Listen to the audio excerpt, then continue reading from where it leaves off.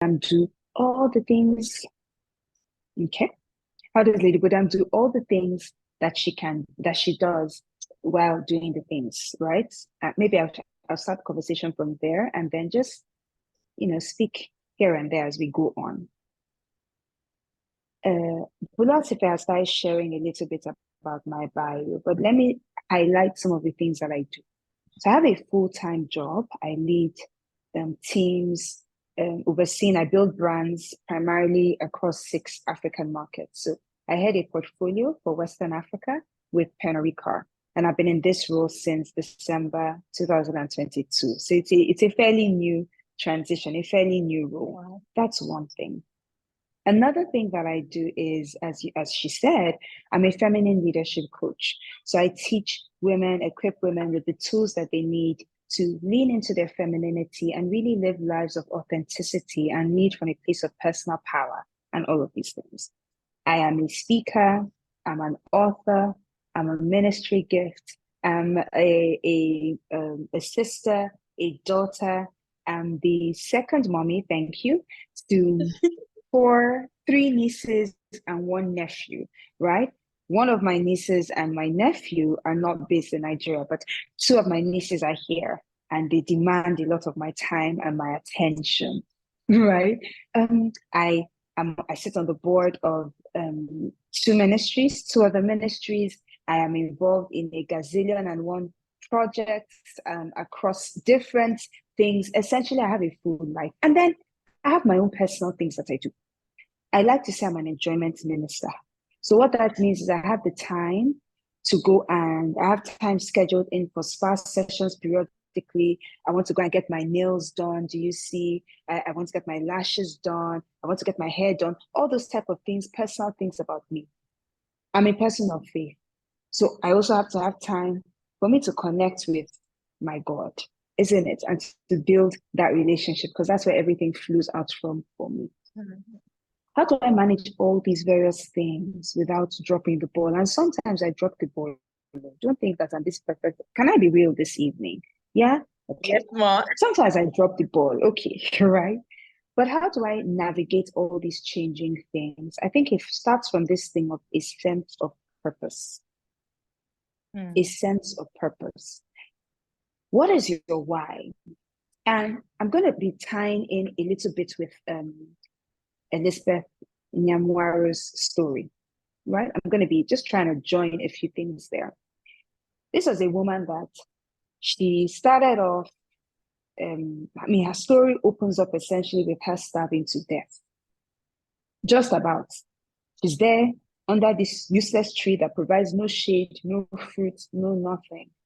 And she's lying down there thinking, this is surely the end.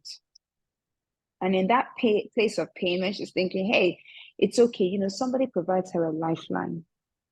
And from this lifeline, a seed is birthed on the inside of her as to what she wants to spend the rest of her life doing. That is purpose. And when you get this seed of purpose, and a lot of the time, some of us feel like purpose is something where I'm sleeping, and then I hear the Lord, like how he spoke to Samuel, saying, Samuel, Samuel. And then we'll be like, yes, Lord, here I am. Your purpose, should you choose to accept it, is that you will become the next prophet after Eli. No, that we like drama. That's not how it works. Before you can have a Samuel kind of moment, for a lot of people, it really starts with what sets your heart on fire. And I speak about this one a lot. And it doesn't have to be anything spectacular. Your thing might not be that. And I was speaking to a group of women yesterday. And I was saying how, when we say passion and the things that set your heart on fire, because we can be so dramatic and we bought into this dramatic life, we put things like, I want to remove all the street beggars from the streets in Nigeria. I want to clear the continent of Africa from corruption. I want to pull down the strongholds of what's, all these witty kind of things. But the thing that sets your heart on fire might be, I want to liberate my siblings, and the generations that come after us from the patterns that I have observed in my family. That might be what sets your heart on fire today. And as you go in the direction of that thing that sets your heart on fire, you're proving that you can be a worthwhile steward. And then the Lord uncovers new things to you. He who he can trust with little things is the one that he can trust with many more things. Look at it, and I draw from stories from scripture, so stay with me, right? And I will make it, if you're not a person of faith, don't worry. I will make it relatable so you understand the story regardless. Now, there's this story that some of us may know, and it's about the master who had a few servants. So he had 3 servants. The first one, he was now going to travel for a long time. So to the first servant, he gave something. I'm mixing the stories up, but just stay with me. He gave, let's say, one talent, Abby, or 1 city, as the case may be.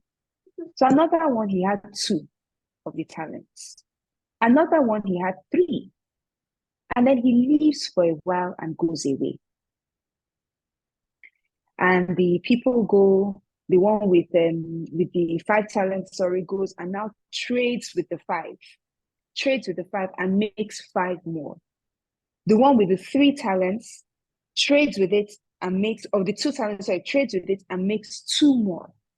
And the one with the 1 talent is like, listen, life is not that deep. I'm really here for the soft life. I just want to be comfortable, get married, have 3.5 children, live in a gated estate in Banana Island, drive 3 cars, and go on holiday to the south of France every summer. I want my husband to be this tall, dark, handsome dude with muscles, and my kids to attend American International School, British International School, and to win prizes every International Students' Day or whatever. And that was his dream. And it's like, so this 1 talent that has been given to me, I'm going to keep it safe. I'm going to keep it so safe that it will never be significant. And he takes that 1 talent and then he buries it somewhere in the ground. And then after a while, the story records that this man comes back, this master comes back. And then he calls his servants to give an account of what it is he's given to them. And the one that had 5 comes back and says, hey, you gave me this 5. I traded with it. Here are 5 more. The one with the 2 comes and says, listen, these are the 2 you gave me. I've traded with it. Here are the 2 more. And the soft life king comes and says, look, your ways are hard and you are wicked. And you reap where you don't sow and whatnot. So I have kept what you gave me safe. Here is your 1 talent that you gave to me. And the Lord is like, what a wicked, unprofitable servant you are. Even if I am wicked, even if you knew that I did not serve, I reap where I do not sow, would it not have been profitable to you to put my talent in the bank so that at least upon my return, it would have reaped me a profit? And why am I telling you this story? To tell you the thing that drives me as a woman, as a female leader. I intend upon dying empty. It drives me. I'm one of the people that the Lord gave many talents to. I don't just have 1 talent.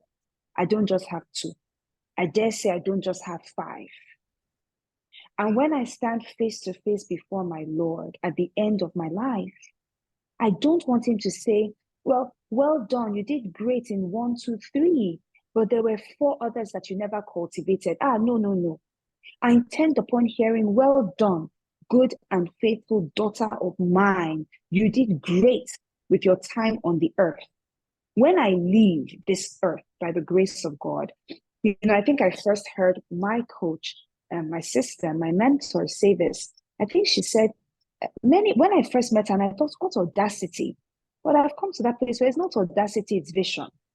And I said, when I die, I want there to be such a shaking that, as I'm entering into the presence of my Lord, I will see my big brother, St. Peter and Paul and all these other ones that have gone before me. I'll see my grandmama Deborah and my big personal big sister, Queen Esther, just standing there saying, we felt you. We were cheering you on. You did a great job. You took mountains. You conquered everything that you were meant to do. You birthed it and left it behind on the earth.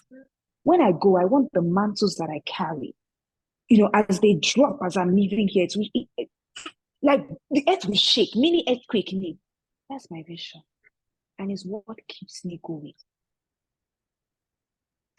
Queen, I used to be queen of the soft life. And to a certain level, will I enjoy the soft life? Yes. A soft life in the way that it's been defined. And it doesn't mean a life that is without weight. It's a life that is weighty. A life that has my sissy is here, validate. It's a life that carries power and authority.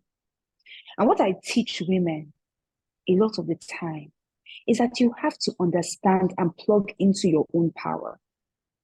We are soft does not mean we are weak. I'm going to share with you something that the Lord said to me just a couple of days ago. I was at a meeting on Friday into early hours of Saturday morning. I saw Bodam Taiwo there as well. And, I was bargaining about something. I won't tell you what I was bargaining about. But I was bargaining about something, about how I don't want to take up a particular thing because of particular reasons, and I was bargaining, and I was just really feeling this tossing in my spirit, and I said, okay. And I sort of left it. I was getting answers, but it wasn't really where I wanted to go. So I left it. This afternoon, I was driving. I had lunch with a new friend. And then I was driving from Echo Hotel back to where I live. And I decided to take a long route, not a long route, but a different route. So I took through Ikoyi and onto Bodilon. And as I got onto Bodilon, I was driving. I started having a conversation with the Holy Spirit. And one of the things the Lord is saying to me was like, listen, the reason and I said this, and it's so amazing that the one clip Bodam Taiwo picked to put up was me speaking about prototypes and about stereotypes. And the Lord started saying to me, listen, they're prototypes and they're stereotypes.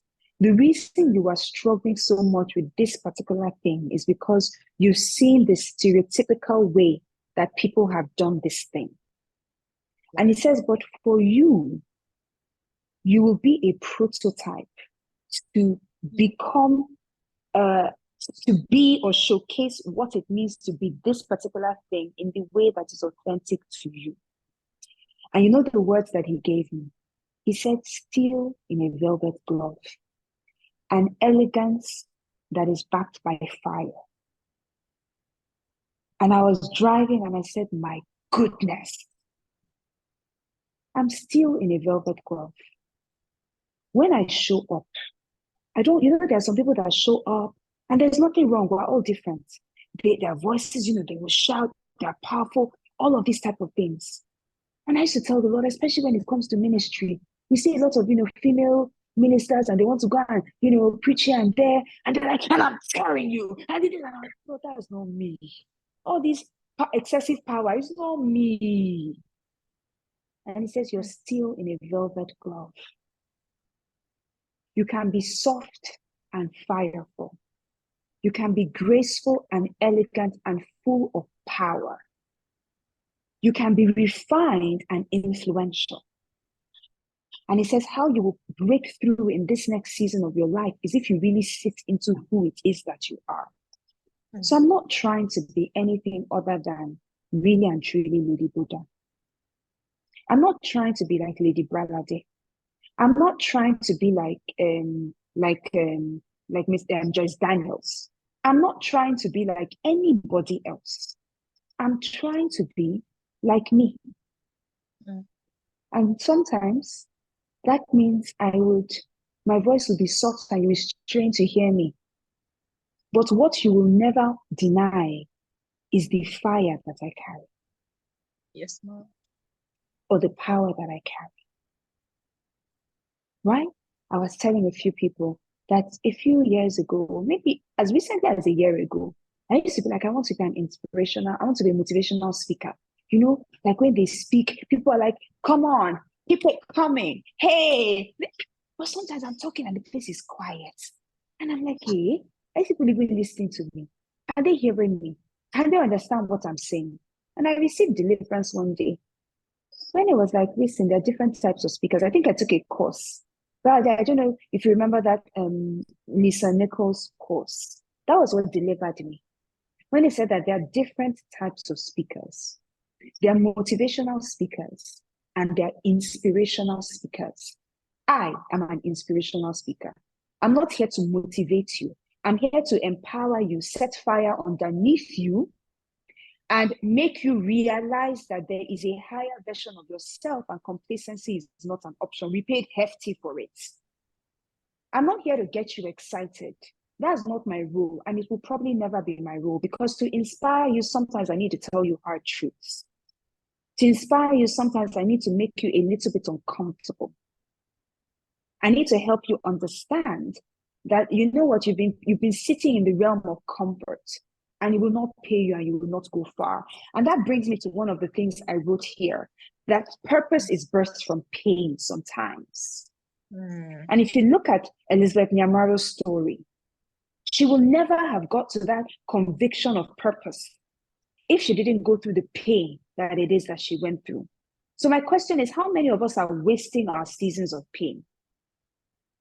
You know, in my family, my mother did this, my father did this. I went through this when I was 6 years old. Some of us have been abused, and we spend so much time dwelling, and I'm not in any way trying to say that what you went through is not pivotal. But how long will you use it as a crutch instead of transforming it into a step on which you can stand to your rise? How much will you tell me about all the things that you went through, all the pain that you endured, how you were rejected, overlooked, how you were insignificant? How long will you stand on that story, or stand using that story as an excuse, instead of saying, from this thing that I've gone through, what can be birthed in my life? One of my sisters, I met her, I think, in 2018 or 2019 for the first time. And she wrote a book called Free, Free. And it was the story of women who have overcome sexual abuse. I think it was the stories of 6 women or 7 women or so. And at the time she released the book, 6 of the women wrote, 6 of the women wrote as themselves. And these were high-flying women at the top of their careers and industries across, African women. One of the women chose to remain anonymous. And I was just thinking to myself, I met her, shortly after I joined the Immerse Coaching Company, I think. And I was thinking to myself, what if this woman, the books were translated to French, they were distributed across Western Africa, great things happened from that book. A lot of people stepped into liberation. What if she decided to remain with the pain and shame of being abused as a young girl? What would have happened? So my question to you is, what is that thing that you've been holding on to as a reason, as your excuse for not stepping into the person you were created to be? What is that story that you've been telling yourself? Bodam, you don't get it. What I've been through, oh my God, I get it. I may not have walked in your shoes, but I get it. I was on a call yesterday and I was speaking to a group of women and I was listening. A few times I was the one speaking, but a few times as some of the women were asking me questions, I actually became teary. And I was struggling to control myself because I could feel their pain and feel what it is they were going through. And it's also easy to be like, listen, you're doing just enough. Don't stretch. Just remain comfortable. My number one mentor, his greatest purpose was birthed from intense, excruciating, unimaginable pain. The liberty that I'm enjoying today is because he chose to go to the cross. And sometimes when I meditate upon that journey of the crucifixion, I almost want to ask God, surely there could have been another way. Hmm. It didn't need to be this mind-blowingly excruciating kind of pain. I've only been able to watch The Passion of Christ once. Some days I'm like, you're going to watch it again. My liver will fail me. Because I'm like, no, I can't. Once is enough. From the, I used to be a bit troublesome when I was in secondary school, right? So sometimes I would do naughty things and all of these type of things. But one thing I am terrified of is beating. I think my parents were not beating parents, right? They were more speaking parents, scolding parents, and they had the ability to speak to you in a way that you feel like almost saying, just beat me and get this thing over with. Like this lecture is too much, it's too weighty. So they were not beating parents. They were more of speaking kind of parents, and it's really, I think it did something to us, it touched me. So the few times my parents actually beat me, which one I remember vividly. There was one time like really beats me. There was one time my dad beats me, and that's because I went to steal. Now my father is a policeman, so you can imagine Omo Olokpa, that is the child of a policeman, going to steal. What are we breeding? So my father was not having it. He was not even, no, he was not having it. So when the man that, we're, gosh, long story, but we went to a computer store, me, my sister, some of our, family friends, we're doing computer lessons. My daddy was sending us over summer to computer lesson. And there was a store downstairs, and we just thought, you know what, it's exciting, it's adventurous, let's go and steal. And we stole sweets. Sweet, oh, the first day we got away with it, so we became bolder.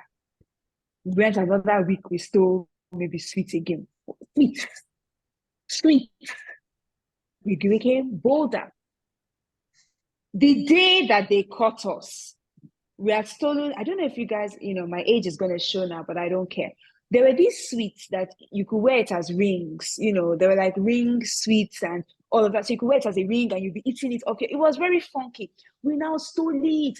We now packed it. So I think by this time, the owners of the store knew that, we were a bunch of thieving children.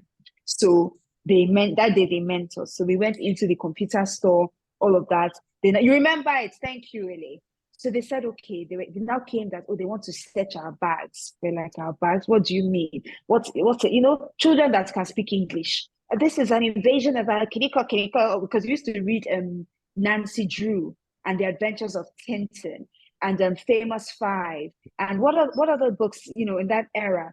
That's what we grew up on. Shakespeare. My parents used to make us read Shakespeare. That was our bedtime story.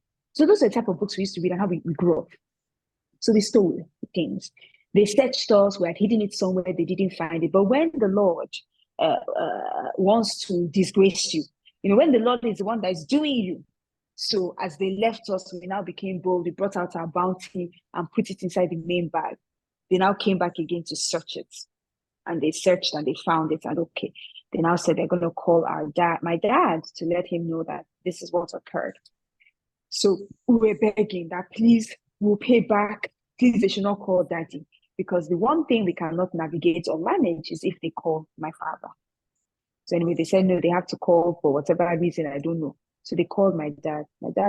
Can my dad come and pick us up? My father said, pick us up? Oh, there's no need. But the driver is there. When we're done with the computer lesson for the day, the driver will bring us home. But he's not going to leave to come and pick us up. Hey. So the man said, go and pick. But he saw us, we started visibly shaking because the thought of going to meet my daddy. So the man became a bit concerned. He now said, okay, he now told us one story that I'm sure was a lie. That when his daughter does something to him, and he's very upset, the daughter will come and start kneeling down and be begging him, Daddy, I'm sorry. And then his heart will melt and he will forgive the daughter. So we should go and do that same thing when we get home. We said, okay. So we got home. We didn't enter from the front door, like how we normally enter. You know how the homes have the back doors. So we went around the house to the back door and we lined up. We had a long corridor that was leading to the sitting room of that home. So we lined up the youngest first all the way, we're four. So the youngest, then me, then the one after me. So my family friend, myself, another family friend, and my sister was the oldest, all within 1 or 2 months of each other. And she was at the back. So we knelt down, I was like going, Daddy, we're sorry. Daddy, we're sorry. That's how we're begging him. We got to the front, begging my father. He just told my sister, as she was the first, as the oldest.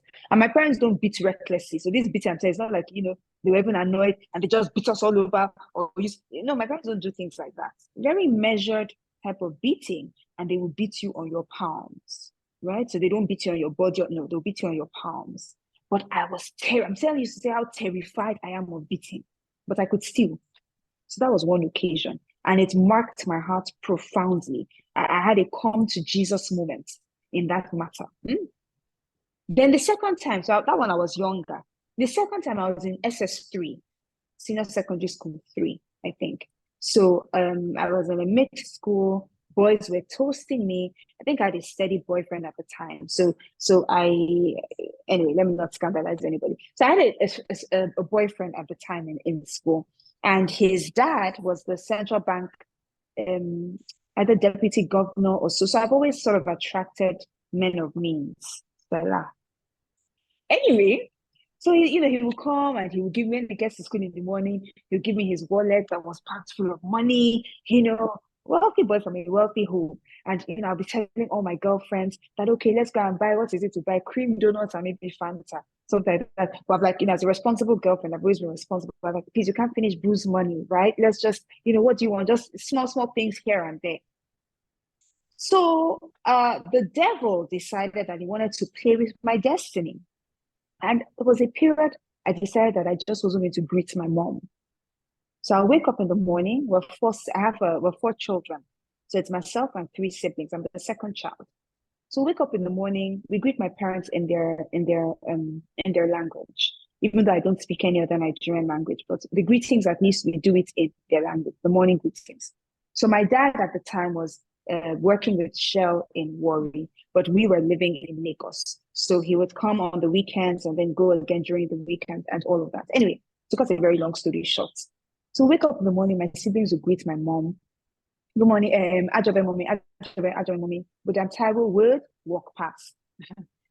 In the evening, we'll come back from school. Good afternoon, mommy. Good afternoon, mommy. Good afternoon, mommy. Bodam Taiwo would walk past. My mother gave me 1 week. That she gave me Monday to Friday.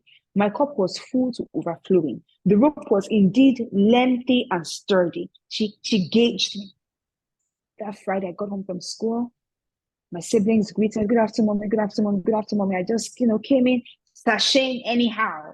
Like, after all, a man married you, and men are toasting me. So technically, there's not really much difference between you and me. My mother said, Bodhi, I'm going to wait for me in the room. Now, if I were a child of wisdom, I would have recognized that we don't use that kind of, that's not how we roll in my home. But alas, how does scripture say it?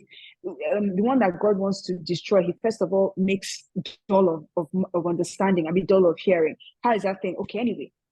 And I carried myself to my mom's room with a lot of attitude still. Carried myself to the room for a while. Then mommy entered in and she locked the door. Again, something should have kicked that. This is very unusual. Why is the door being locked?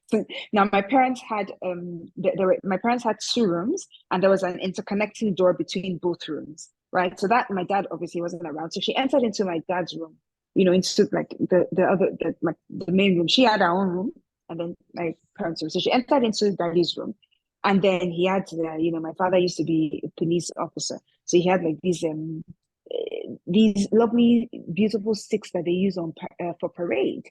And he had a silver knob, and it's this beautiful black stick and a silver thing. It was a stunning, really attractive stick that they use when they're going on parades, and they do it this way. Anyway, so she gets that one and she gets the Bible.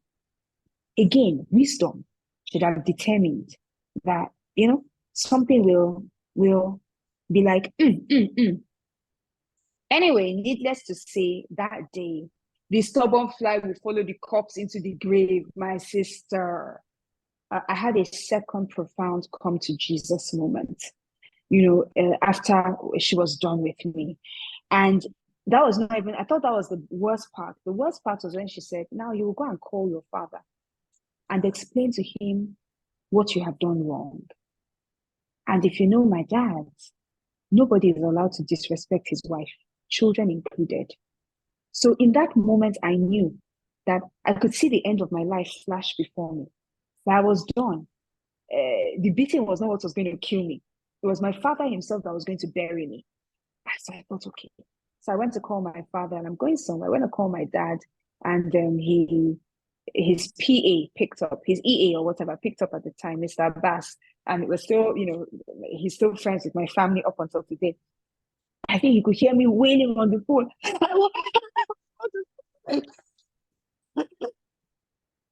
So whether he told the truth, whether he told a lie, till tomorrow, I don't know. But he just said, okay, calm down. Your daddy is in a meeting now.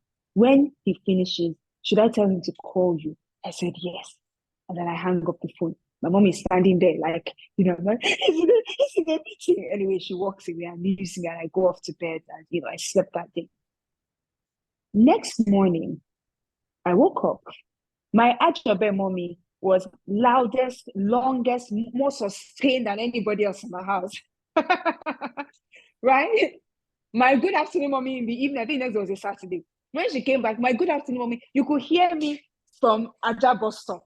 The way I thundered that good afternoon, mommy. Yeah, I profound come to Jesus moment. Why am I saying this? As afraid and terrified as I am of pain and of beating, I have one who decided willingly to take all of that, the mockery, the beating, the shame, all of that, the cross, everything, because purpose was set before him. I don't think you get me. The reason Jesus went to that cross is because God set purpose before him. He had a choice to make, and it was a willing choice. He said, I lay down my life, and I take up my life, and I willingly lay it down again. It was him. He was not forced to go to the cross. Purpose was set before him to say, these are my people, and I need somebody who can willingly give me the leverage that I need so I can save these people that I love so much. And he says, here I am, Lord, send me. And he went to that cross. So he took on that pain because of purpose. And it comes back to this thing that I'm saying. When you have purpose, when you have something that sets your heart on fire, you have to be willing to take on the sacrifices that will, you have to be willing to do the things that are sometimes unpleasant and uncomfortable, and to take on sacrifices willingly so that you go in the place of purpose. And that is I don't know if it's now second thing I'm saying, third thing I'm saying, whatever, I'm going to stop keeping track. Sacrifice is key when you're going after vision and purpose. What does sacrifice look like? When you listen to Elizabeth's story, or when you read her story, you can see she wanted to work with the UN. Was that journey easy? Did she just walk into London and like, hey, okay, UN, here I am. I have purpose. I want to become a humanitarian. Okay, let's go. No. She had to persistently, repeatedly knock against doors that were closed to her until she pestered so much that she was doing the thing for free. Some of us, money is not just something that, money is actually the thing that's preventing us from stepping into the next level of what it is that we have. I hear people sometimes saying, Bodam, I want to serve you. But then they get salty when you don't pay them. You say you want to serve. Do you know how many free things I do? Sometimes I remember my mom and I were having a conversation. So my parents and I are very close. And we're having a conversation. And there was a day, maybe 2 years ago, so she was like, all these things that you're doing, are you even getting paid for this? And I was like, Mommy, money doesn't move me. She was like, I don't understand. I like money, oh, don't get it twisted. These nails don't do themselves. The lashes will not attach by itself. The hair will not fix it. Do I like money, Ben? But money doesn't move me. I don't make decisions because of money. I don't serve because of money. If I get a reward, that's beautiful. But something higher than money has to be your motivating factor. Something higher than money has to be a motivating factor. And some of us, the reason why we haven't stepped into the next is that we're waiting for a paid opportunity when a voluntary opportunity will have opened the door to the next ages ago. So my question to you is money just a tool, or have you dealt with your mindset about money? Maybe let me put it that way. What is money to you? Like Paul, can you say, well, there's plenty, we're okay. If there's nothing, we're equally okay. If there's 1 billion in your bank account, you're like, I'm good. If there's 100 naira in your bank account, you're equally like, I'm good. Your work is not determined by money. The quality of your service is not determined by money. So, have you dealt with your mindset about money? The other thing I would say is adversity. And I don't know why this is the lens that we're going with, today. But adversity can strengthen you if you let it. And it can strengthen you if you let it strengthen you.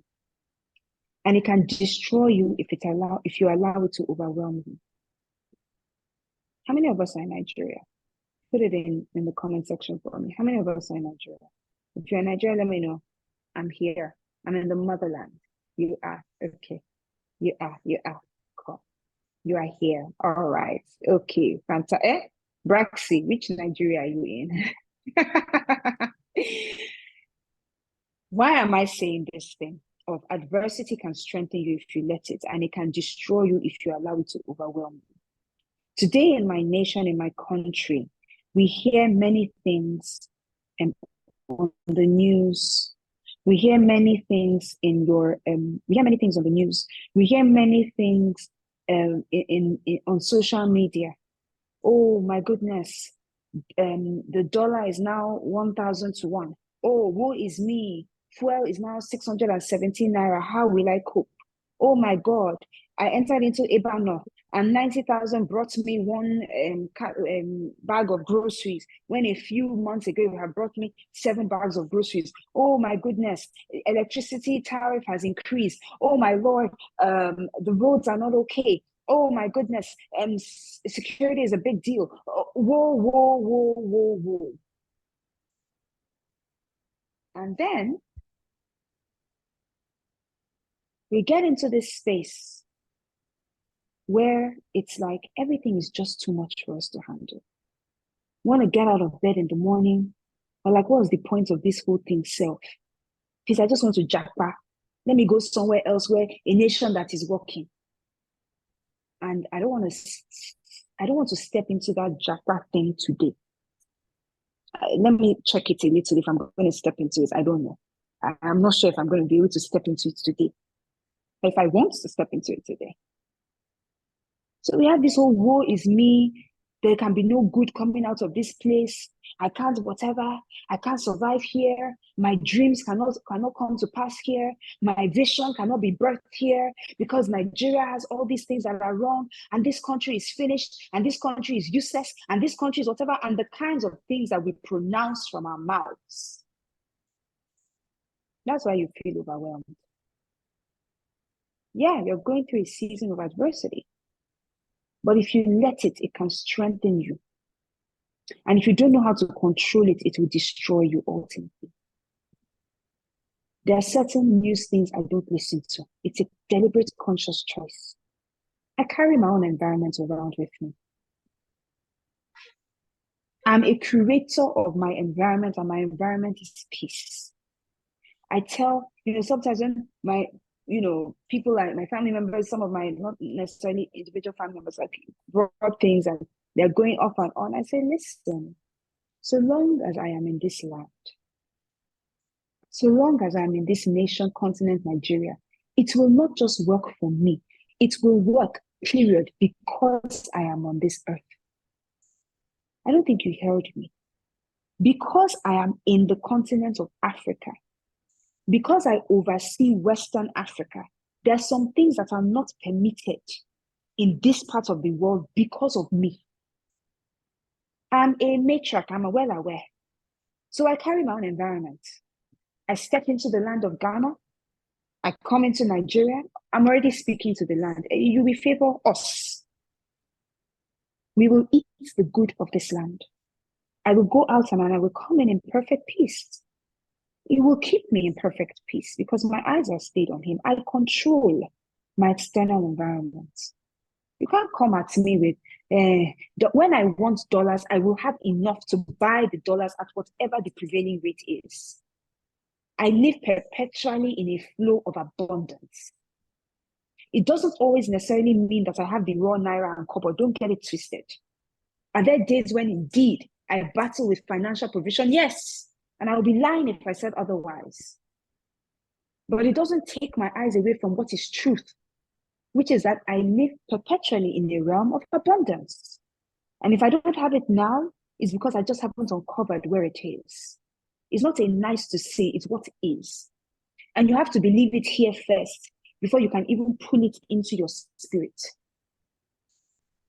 I'm surrounded by love. I have what I need to make it through. My family has what it needs. My people here know me, right? They were talking the other day. I don't know, we're at my sister and her husband celebrated the 5th wedding anniversary last month, or earlier this month, rather. So we all they had a little shindig, all our families, his family, my sister's family, we all came together, friends, all of that. And so we were talking. And I got tired of the conversation. And I just, they were talking about Nigeria and all the things. And I was honestly tired of it. And I said, listen, that what is my reality is that when others say there is a casting down, the people of God, of which I am one, say there is a lifting up. And the atmosphere of the place just changed. What comes out of your mouth? Life and death. The power of life and death lie in your tongue. What do you speak? Your words carry weight. I remember many years ago, I followed a friend. The friend said I should come with her to Radisson Blue, her and her husband, that they're meeting somebody. I was like, okay, let me follow them. And it was this woman, apparently she was a prophet, and I'm very skeptical about some of these things sometimes. Little did I know where the Lord was calling me or the gifts he had given me. So I was very skeptical about all these things. So she didn't tell me who we're going to see, but her and her husband were going to see this woman. He was her husband's friend. She was her husband's friend, apologies. So I followed them, like, okay, let's be going. So we got there and they were like, oh, do I want to see the woman? I was like, oh, who is this woman first? And what are we seeing? And what are we whatever? Anyway, eventually we're four that went, her and her husband, myself, and another friend. So they saw two of us, the friend and I were both unmarried women or whatever. They saw two of us together and then they saw her and her husband separately. One of the things, the woman and her prayer partner were there together. And one of the things the guy said to me was that at the time, this was like, I don't know, 6 years ago, maybe that far back, or 7 years, no, I think further back, maybe 7 years ago or so, because my friend and her husband were not yet married. And they've been married now for about 6 years. So this was probably about 7 years ago or 7.5 years ago. And the man asked me, he said, what do you do? I'm like, I work, mommy. What? And he said, he says many things. But he said to me, your words carry weight. Inside me, I sort of rolled my eyes like, whatever. I didn't quite get it. Like, okay, before. And he said, be careful about what you say. Because everybody's words carry weight, but your words in particular carry weight. So be mindful. It took me many more years to understand the weight of that sentence. My words carry weight. Your words carry weight. The things that you are living in today are a function of the words that you spoke a few years ago. You may not be conscious of it. The places that you've stepped into today are a function of things that you said many years ago. The life that I framed today, I framed partially with my words and partially with my hard work. You hear things twice. You hear it as you think it, you hear it as you say it.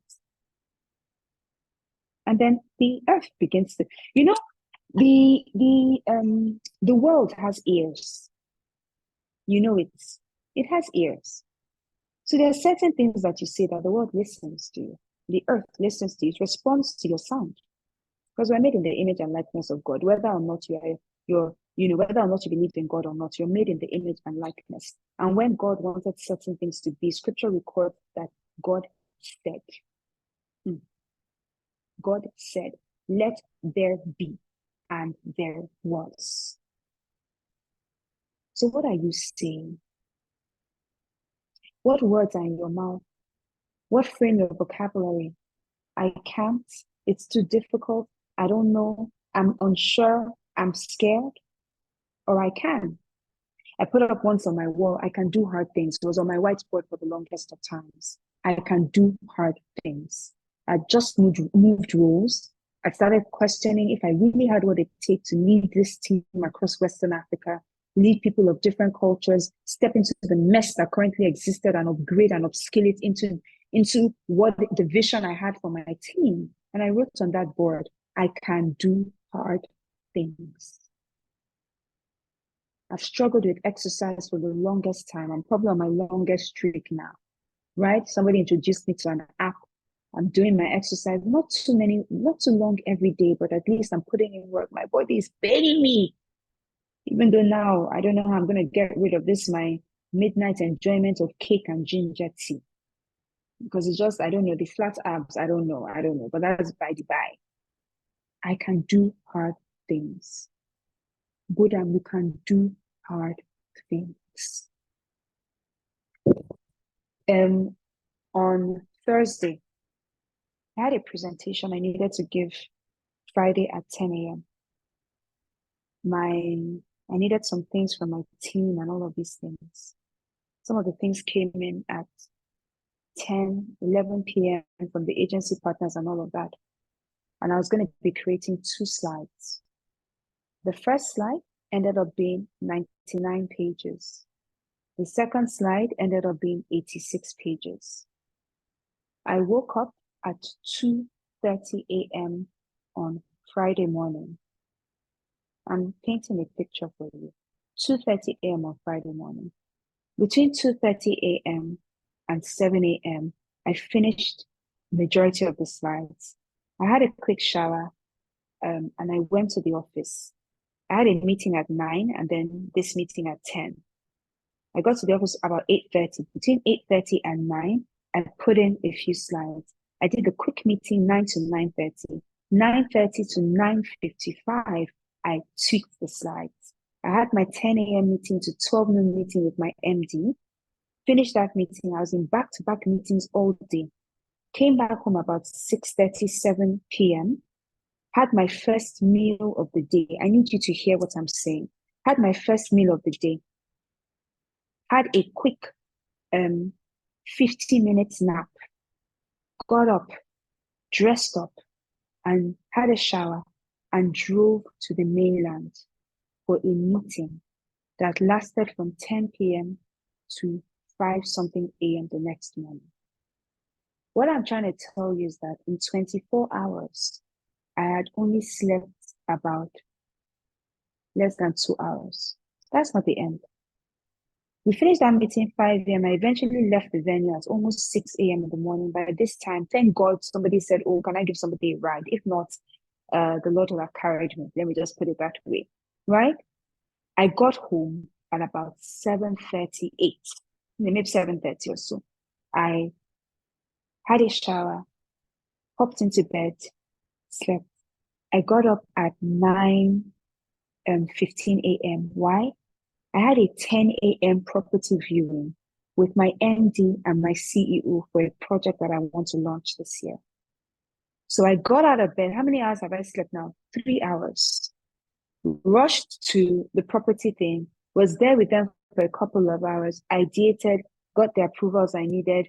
They left me, stayed with my agency for a while, finished, had to quickly run to do one or two errands, got back into my house about 4 p.m. Had a quick nap. No, had my first meal of the day, sorry. Then had a quick nap. Then I had to get up again because I was teaching some women at 7:30 p.m. That session went from 7:30 p.m. till about 9:30 p.m. before I switched off and finally went to bed. And I'm not saying be irresponsible with your health. I'm not saying don't sleep or don't rest or don't give in. What I am telling you is that you can do hard things. What are your core values? One of mine is excellence. In previous years, I've learned resilience. I've learned that this thing, right, this body, and if you give it too much, it will turn traitor on you. If you pamper your flesh too much, it will turn traitor on you. You know why some people cannot say no to sexual intimacy outside of marriage? Because they pamper their flesh too much. That's the honest truth. It's not a demonic anything. It's not an anything. It's just the simple fact that they've never told their flesh no. I'm hungry at 11 p.m. I must eat food. If I want to fast, I will die. No, you've never told your flesh no. So your flesh doesn't understand what it means to be reined in. You are the master of your flesh and not the other way around. Everything. The mind is the most powerful thing ever. What you say you can do, you actually can. What you say you cannot do, you can never. And tonight, am I going to have a nice, long, lengthy rest? Yeah, I will. This afternoon, so I had a nap. But tonight, I would really, really rest and sleep and unwind and all of that. You can do hard things. You were made to do hard things. You cannot live this complacent, easy, comfortable, soft life because let me tell you something, it does not pay. You will not get anywhere and you will not achieve anything in life, anything of lasting value. Then think of the names we hear of today. A Nelson Mandela, an Oprah Winfrey, a Mahatma Gandhi, Queen Amina of Zaria, Deborah in scripture, Queen Esther. Hello, who had a life of ease? Let's not even go far. The mother of our Lord Jesus Christ. Do you think it was easy becoming pregnant by the Holy Spirit as a teenage girl? Let's not romanticize this thing. Who you tell that story to that will believe you? Which Holy Spirit? You. How? Think about it. That was a hard thing. Why did she do it? Because a vision was given to her. She bought into it. She said, Fiat, yes, let your will be done. The prophet Simeon told her, your own soul, a sword will pierce. Her entire life was one of sorrows. Do you know what that means? Do you know what it even means to see your own child being killed? Why did she go through all that? Why did she not just say, this is not what I signed up for. Jesus, you will not go to that cross. Let another way be found. Why did she not do that?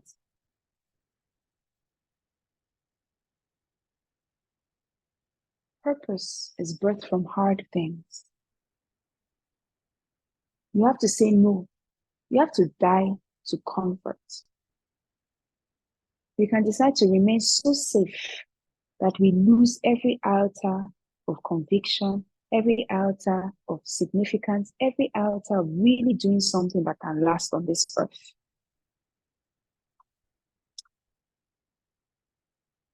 Two or three more things and then I'm going to wrap up because I think as my time gone, I don't even know. See you. But like Tifeda is meant to be keeping me on point. She's just there taking her own notes by herself. Like if you like, people should not keep it. How many minutes I have left because I'm just going and I will just keep on going. Anyway, final two, three things I would say is love is a powerful tool of healing and of deliverance. I think it's Esther Longe that I don't know, maybe some years ago, I read a post that she put on Instagram. And she was saying how the Lord had to help her fall in love again with her country. I didn't get what it meant because at the time I wasn't in love with my country. But you can't choose to solve what it is that you don't love. You have to have skin in the game. You can't choose to, you can't fix that which you are not vested in. Kai, I'm vested in this my nation. I'm vested in my continent. Die. I didn't even realize how vested I was in this continent until very recently. And I know when I cut the seed for because before then I was neither here nor there. I just wanted to live a good life, make a lot of money, travel a few times a year, wear designer things, buy shiny jewelry because I love jewelry, be married to a wealthy man who will keep me in a lot of comfort, be a full-time housewife, pop up my 7 to 8 babies, and just really live a great life. Praying and loving my husband and children into greatness. That was the end of my own vision and purpose for my life. And the Lord told the angels that just keep this one on pause. Because what I've deposited in her, she will bet it whether she likes it or not. If it takes her 70 years to get it, no problem. Just keep her on ice first. And some of your journey is not that much different from mine. You might have had your own purpose, you might have had your own plan, or you might have your own plan.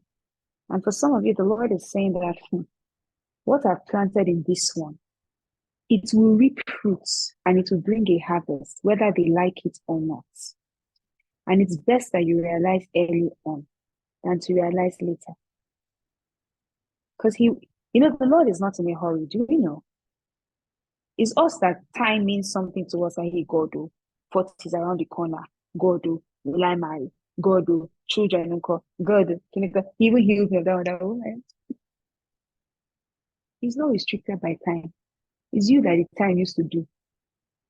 So he's like, okay, this generation doesn't get it. No problem. We'll start again with the next generation. Mm-hmm. Yeah. They didn't get it back. No problem. Let's allow them, live out their time. The next one, Alpha generation. All right, let's begin again with them. He's not rushed for time. And I'm saying this to say that if you start having a burden and a passion in your heart, begin to ask for love for whatever that problem is that you want to solve.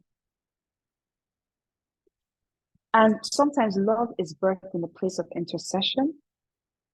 Sometimes love is birthed from a place of compassion. As one of those people that, if you hear me, even my mouth can be very caustic. The Lord is still doing a work on me and my tongue. If I want to speak the things that, and I can use the English well, then that's the only Yoruba words that I know. The ones that, are sort of like curse Yoruba, those heavy, Yoruba people. It's amazing. Apparently, when they want to pray in Yoruba language, like it's very deep and whatever. And when they want to curse in Yoruba language, it's equally very deep and weighty. They know how to balance both sides, the deep curses and deep prayers. And I'm a half Yoruba girl, right? My dad is Yoruba, my mom is crossover.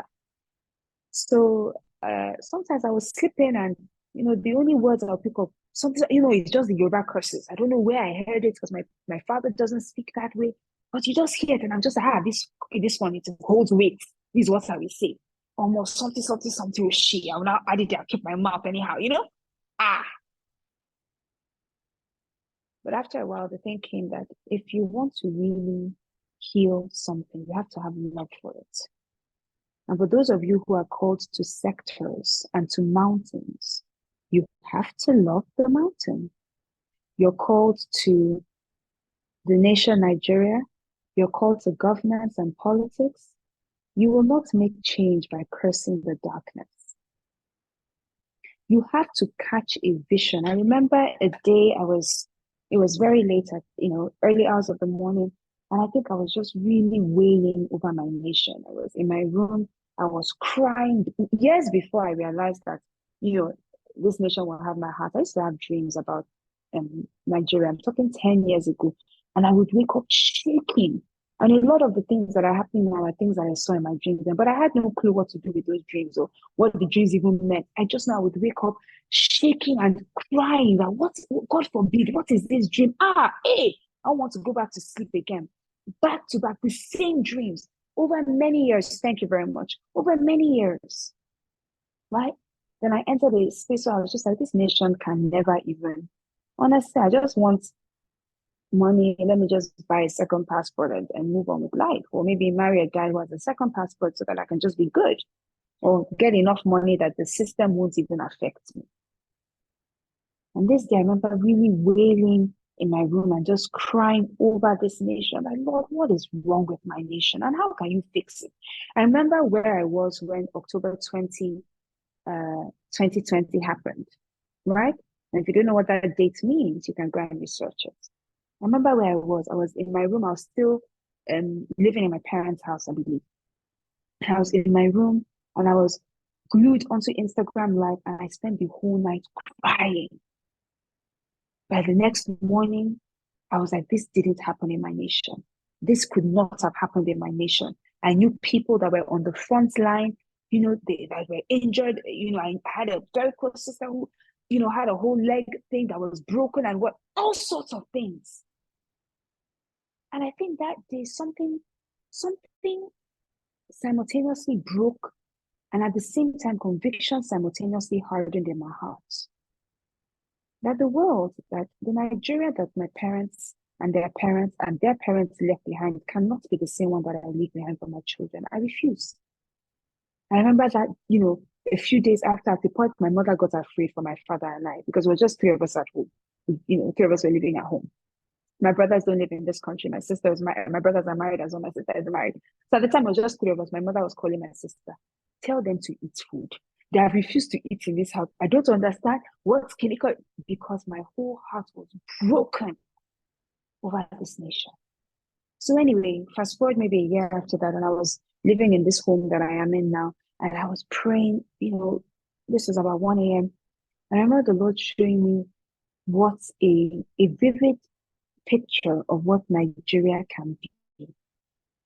And I just started crying over this land because I could see so clearly what my nation can be. And why am I sharing this with you?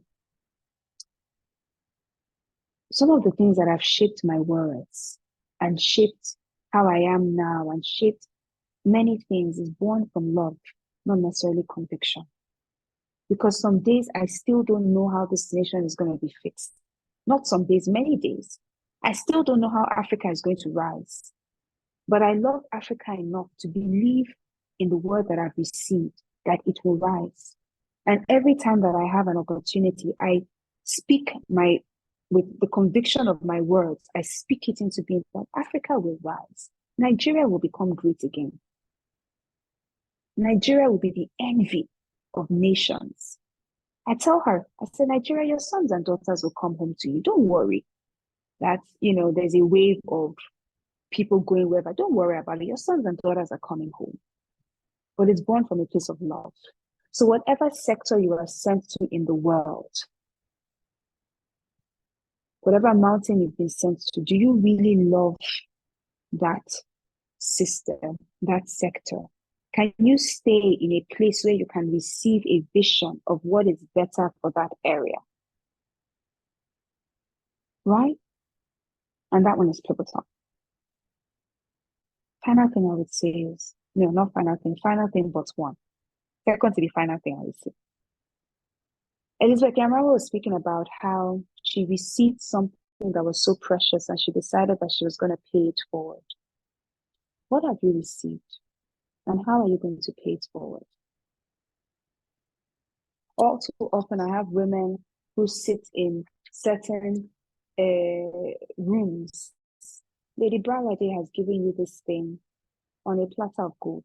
She has disturbed all her contacts. said, you must show up for my ladies. You must, pour into my ladies. She has you people in her hearts. She thinks of you. She prays for you. She covers you. She's there. She's like, these women must rise. These women must become. That's something I've received.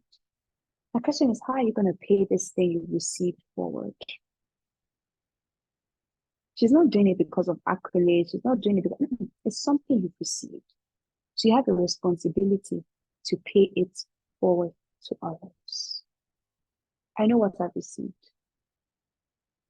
In 2019, I'll be 18. I keep on mixing the years now. 2018 was when I met my coach for the first time. And I remember where I met, I met her, I signed up to her one-on-one because I was like, listen, something in my life needs to shift.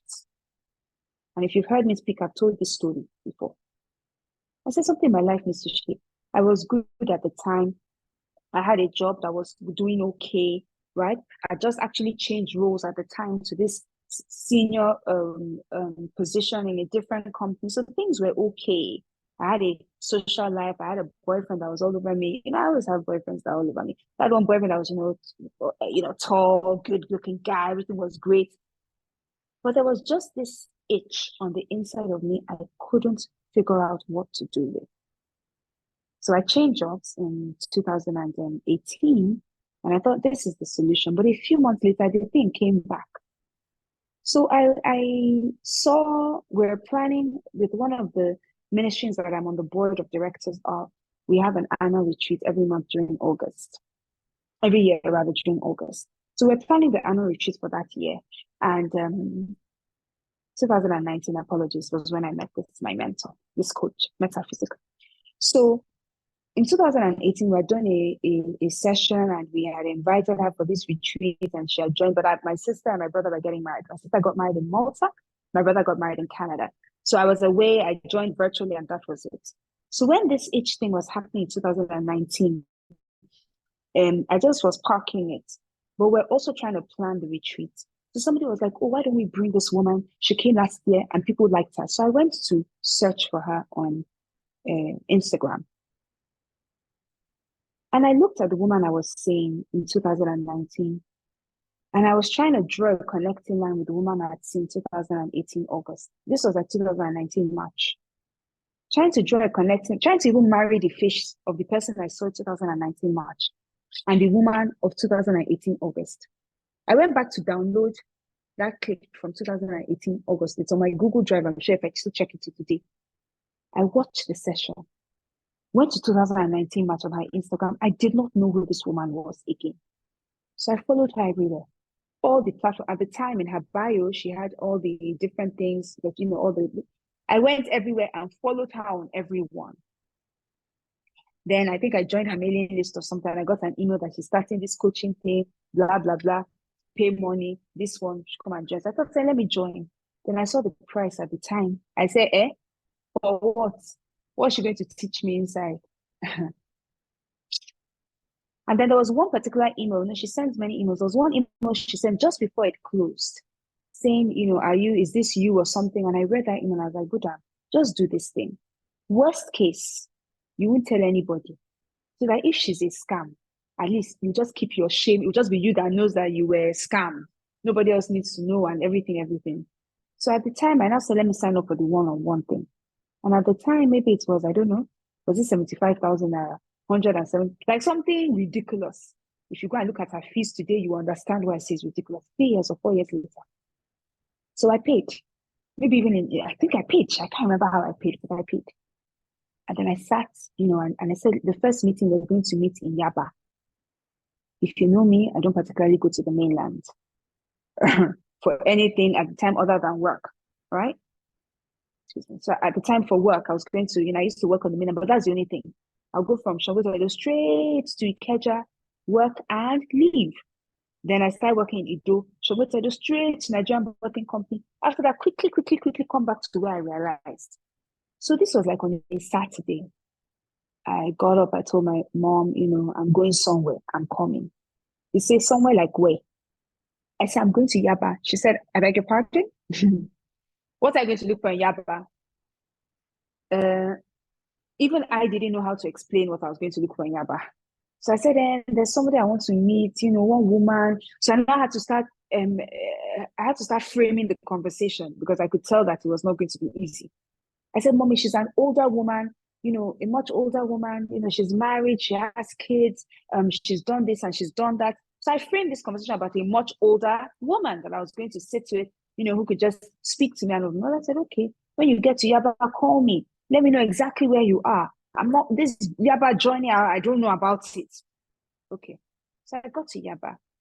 I called her EA, but I'm trying to find this place. I got lost a few times. Anyway, I eventually found the place, got in there. Excuse me. And then the EA was like, she's a few minutes out, she's going to be there. I said, okay. So the EA called me that she's upstairs or something. I should go upstairs now and all of that. So I hadn't met her physically. I just seen her virtually and I took this leap of faith. So I met her on the stairs and I looked at this woman. And, after I said hello and everything, so, she had come, she didn't have makeup on and all of that. So the first thing that came out of my mouth was, wow, you look so young. And she was like, oh, I am young. And I laughed because, older people say that, right? Like, I remember I told my mom that I'm meeting this much older woman because I'd read her bio. And surely it can only be a much older woman that could have achieved the things that I'd read in that bio at the time. So she was like, oh, I'm young. So I just laughed. Like, yeah, I know. She was like, no, seriously, I am young. How old do you think I am? So I gave an age at the time. And then she said, no, I am this age. And she told me her age. And that was the first paradigm shift for me.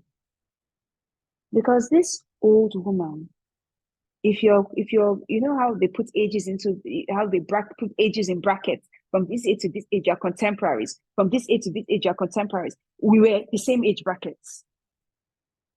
It broke my paradigms. Then number two, she was married. A married woman with young children, blazing on all fronts. Who is she? How? In what manner? No, stop. How is this thing possible? I was like, I'm going to follow this person closely.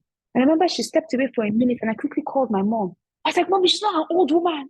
Mommy, she's not an old woman. She's like my age mate. My mother said, no, stop. I said, Mommy, no, she's my age mate. Essentially. And she's doing this and doing this and doing this and doing this. My mother said, how? I said, Mom, I don't know. But I intend on finding out. And I stayed close and learned close. I wasn't like, this woman is just how many years older than me is she? Can you go? We can no, that's foolishness of the highest order. If I see somebody younger than me that has something that I don't carry, the way my posture will change, it will baffle you. We were at a coaching session once, I think last year or 2 years ago, I think. And she was teaching. And I think I was like this, I was listening to her. And somebody actually took a video of me and I didn't realize. And later she was like, Lily B, the way you are with this woman, someone will not know that you are friends with her. I said, because I don't confuse things. And this is for somebody. I don't confuse when she stands as a coach, when she stands as a prophet, and when she stands as a sister. I love her with all my heart, loyal to her with all my heart. Truly, truly, she has my entire heart and she knows it. But I don't confuse things. There's even in our intimate jokes, I'm not over familiar. Thank you. No, I'm not disrespectful. There's no amount that the joke will go. They'll be like, you're not even okay. How will the joke go in that manner? How will it? Do you understand? But some of us, because we've been given access, we confuse access. We forget the purpose of access. I'm going to wrap up in 10 minutes. Oluwatife, please give me 10 minutes and I'll wrap up. We confuse access and confuse what we should do with access. And my big sister, Queen Esther, understood what to do with access. She said, if I go to the king and I die today, I die. Right? She knew it was risky business. Stay with me. And then she got into the king's presence. And some of us, if it's us, we enter and be like, King, once he stretches out his scepter, we're like, God has heard our prayer. We're in, but King, go, what's it called? How do I say it now? My whole life is over. This wicked man, Bami, Emma, Kiniko, this one, we will go all over, all over, all over. But Esther understood access. And after she comes in, and sometimes the book of Esther, I like reading it in the, anyway, that's by the by. When she enters in, the king is like, what can I do for you? Even if it's up to half my kingdom, I would give you. A woman who knew that fire is on the mountain and time is limited. What did she say? I just want to serve you. I prepared a meal for you at my own hands. Come for dinner with me and bring Haman along with you. King said, let's go. Then she went for dinner. She served him, gave him the choicest of wine, freshly baked bread, berries, and all sorts of things. The delicacies, the stews, the fresh meat, everything. She laid it before him. And he ate. And I like to think when he was done eating, she fed him in other ways too. Selah. That's my own personal belief. You don't worry about it. Right? And when he was fully satiated, he's like, tell me what I can do for you. Anything that she wants. She said, all you can do for me, baby, just come tomorrow again and I want to serve you. I want to give you part 2 of what you've enjoyed today. Remember, the clock was ticking. The letters had already gone out. There was a deadline by which things were going to be done. She was on the clock. She said, come again tomorrow. Let me take care of you. He's like, okay, let's go. The next day he shows up again in an unhurried manner, fully arrayed. And that's a class I'm going to give married women some other time.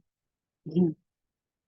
When the Proverb 31 woman, when it says the heart of her husband trusts securely in her, there is a strategy for making the heart of your husband trust securely in you, and that's not for today. It's for another day. So he came. She's like, what do you need? Again, a different array, fully decked with her lotions and her perfumes and everything. Her hair perfectly done. She had done the kohl. You know how the women of those days do the whole kohl around her eyes and everything perfect. She'll have darkened her lips a little bit. She'll have put some color in her cheeks. And ready for her king. In her full array. In touch with her femininity, that's right. And she'd have served him and conversed with him and really bigged up the inner boy that's on the inside of him, because every man has an inner boy on the inside of them. Bigged it up, made him feel secure, safe, like a king that he is. And then when he said, what is your request? She didn't even still go and say, my request is that my people are dying. She said to him, I'm sorry to bother you. And if it were only that we were going to be sold into slavery, I would have not even brought this to your table. But my people are going to be completely wiped off. Help me. There is power in understanding how to communicate. There is power in understanding words to use. Don't tell me English is not your first language. That is a lame, lazy, and quite frankly, a completely stupid excuse. Excuse me for my use of words. English might not be your first language. You might have been brought up speaking, I don't know. You may have been brought up speaking whatever language it is. But there is power in understanding how to communicate, in understanding the words to use to pass across your message, and the words to use to strike an emotional chord in the hearts and minds of those that you're speaking to. She says, come help me. Save my people, it's in your hands. And he gets up. Who would dare do this thing? Like a roaring, oh yeah. He says, is this your servant, Haman? And the king goes up. Now, if you read what scripture says, it says, as the king stormed out into the garden in annoyance, like fell onto the couch where the queen was reclining. And I need you to understand something about that posture. That means that even as she was speaking to the king, she wasn't in an agitated way, like, hey, king, go. If you don't get it, no, she was reclining. Ah, yeah. See, there is something about you being so in touch with your female nature that you can recline and be speaking and tweaking some things from a place of influence. She was reclining. He left in anger. Something was ignited in him, and he left annoyed. He had to go out and calm himself. And hey, Haman fell on the place where she was reclining. And the king came in and he said, will you molest my queen even before my very presence? It's not bad enough that you want to sell her people. You wanna molest her again in my presence? People did not say Esther moved though, or Esther screamed though. My queen was there reclining. She was just, and maybe, I don't know if you've ever seen like the chairs that they would be. I wish I could demonstrate it. She would just be there, like just on the side like this, with her feet up beside her. Yeah, reclining, waiting for the king to do what it is the king would do. And that is to say that there's a posture you take when you want to make a change. There is wisdom there are some causes, and if you think of Elizabeth Yamaro, he for she initiative. Everybody is like, listen, the men are the problem. Once you fix the men, you fix the world. If we women rise up in arms, burn our bras, and show that we're just as good as the men, anything, we can do anything, we can make anything, we cannot change anything. I don't believe that. I don't believe men are the problem. You know why? Women raise men. And if you and our mothers and our mothers' mothers and our great grandmothers, if we did not raise men the right way, there is no English we can speak. So we need Queen Esther's who can rise up and say, listen, I know there's a little lion on the inside of you. My role is to ignite it so that you see the problem from my lens. And that's what Elizabeth did. Because there are some causes that can be solved by staying on your side of the divide. But there are some pivotal causes, some big problems that can only be solved by partnering hand in hand with the seeming oppressive forces. She is saying that it's not enough for me to sit on here, and I'm not a feminist. I say it all the time. I'm not. I'm female. I'm feminine. I believe in the rights of women. But this thing that we have coined and we're propagating in the name of feminism counts me out of it. I'm not interested. I'm not interested in a movement that tells me innately there's something wrong with being created female, because that's not correct. That's not accurate. That's a lie. There's something powerful about being woman. There's something pivotal about being female, born for such a time as this. And if we want to see lasting change in the world, we are the ones that can cross the divide.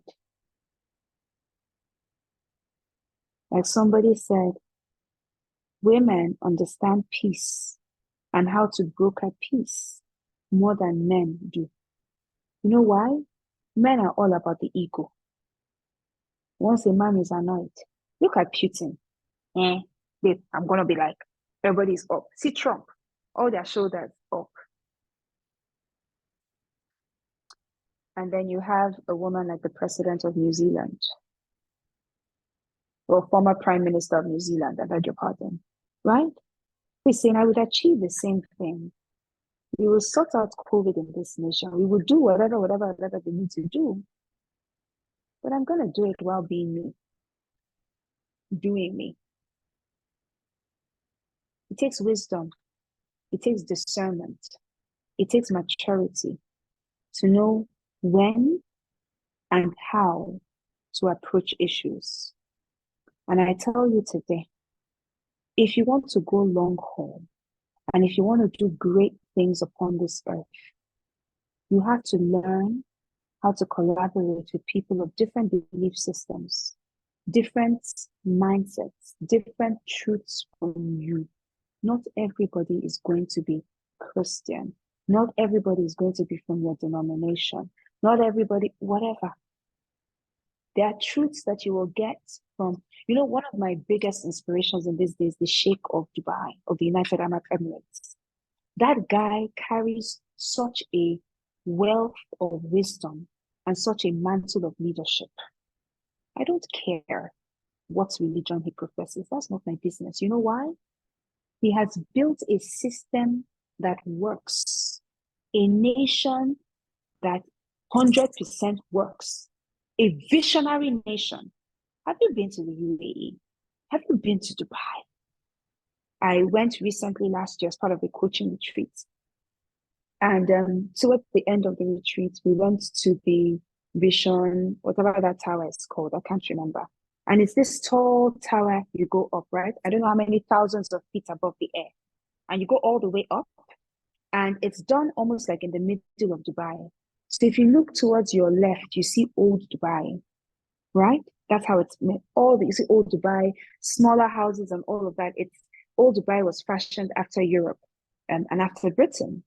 And if you look that's your right. So if you look to your left, you see New Dubai. And New Dubai is fashioned after America and New York. So you have skyscraper buildings, taller buildings than all of that. And as you're walking, there's a path that you walk in this, I don't know how many thousands of feet above the ground, and the floor opens. So when you look down, you're seeing all the way down because the floor has opened, right? And you go through this experience. And then when you take the elevator down to exit, you enter into a room where you see a short video, probably a 7-minute video or a 10-minute video of Vision 2030 for the United Arab Emirates. We have no clue what is going to be birthed out of the United Arab Emirates. We have no clue. I saw that vision. My heart was set on fire. I'm not Emirati. The tour guide that took us, I'm sure she didn't even know. Every word that woman spoke was prophetic. And something she said that struck me was that whatever the sheikh dreams of, whatever he imagines in his mind, it's only a matter of time it's birthed upon the earth. She said it not once, not twice, not 7 times in that journey. And she will point to something, then she will laugh and say, we all know. Sheikh only needs to see it in his mind's eye and it comes to pass. What are you seeing in your mind's eye? What vision have you caught for your life, for the problems that you're meant to solve? You have to be beyond the ordinary. We have too many ordinary women, and quite frankly, it's enough. We have too many women that all they're concerned about is the color of their lipstick and the type of designer bags that they're wearing and how they can be. It means nothing. What have you carried? What weighty thing have you carried that you say, in my lifetime, this is what I'm going after? With all my heart, all my soul, all my might, all my strength, all my resources. This is the problem that I am going to go after. And this is the legacy that I'm going to leave behind on the face of this earth. If there's nothing else you take from this Leading Ladies Mentorship Program, you need to take that. A strong sense of belief that you are not just here by accident. You are not just created because there was extra mud and extra clay and extra water, and the Lord needed to meet a quota of humans on the earth. Out of the infinite possibilities of people he could have created, he said, I'm going to mold Ifoma, and I'm going to pull together Damilola with her unique characteristics, and I'm going to, tweak a little bit and create Bernice. It was him. So you're not here by accident. You're here because in the world today, there is a solution that you carry on the inside of your heart. Encoded in your very DNA is a solution for your generation. And I'm not just telling you something nice or something that sounds exciting. I'm telling you what is. Scripture said, before you were formed in your mother's womb, I knew you. I knew you. I called you. I knew you. I called you and I anointed you as XYZ. What were you called to? It's your responsibility to find out what you were called to. It's your responsibility to go after the clues to see, what am I meant to do? What am I meant to accomplish? It's your responsibility to relentlessly go after healing. If you're over 18 on this call, it's no longer an excuse to say, I am this way because my parents XYZ. If you have not healed of the trauma of your past, healed of the trauma of your childhood, spend the next 1 year going after healing.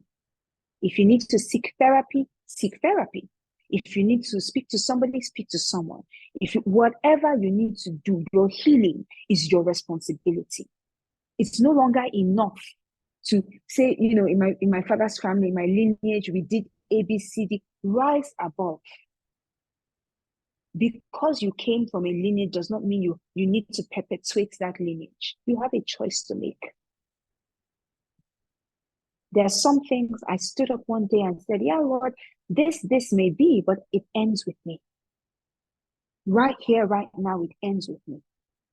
So whatever you need to do, whatever you and I need to work on together to ensure that these things will not be perpetuated to generations that will come from me, let's begin to do that work now. It ends with me.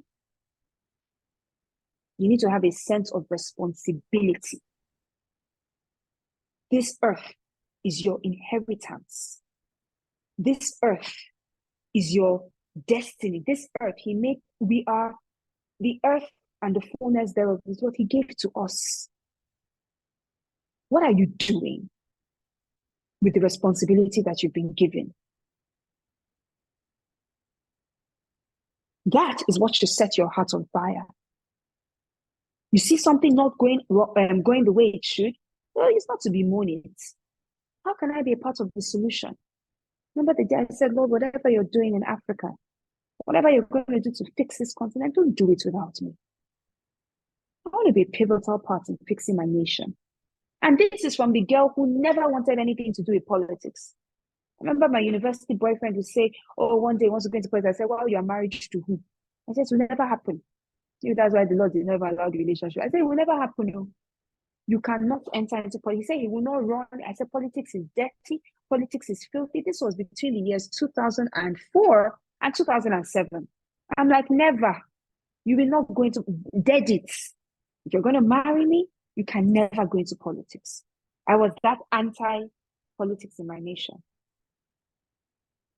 But we can't bemoan the fate of what's going on if we're not willing to be part of the solution. Are you willing to die for the convictions that you've received? And if you're not willing to die, you're not convinced enough. If you're not willing to lay down your life, you need to pray for more conviction.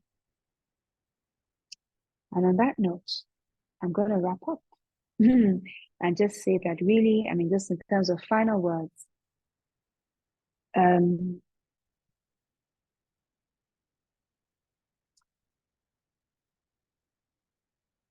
some things will be made very clear to you, like vividly clear, right? And some people are blessed in that way, in the sense that they will just sleep, they will wake up, and they have such clarity in their hearts about what it is that they are doing. For many, many other people, dare I say, for the vast majority of people, you find your purpose, you find the things that set your heart on fire in the place of service.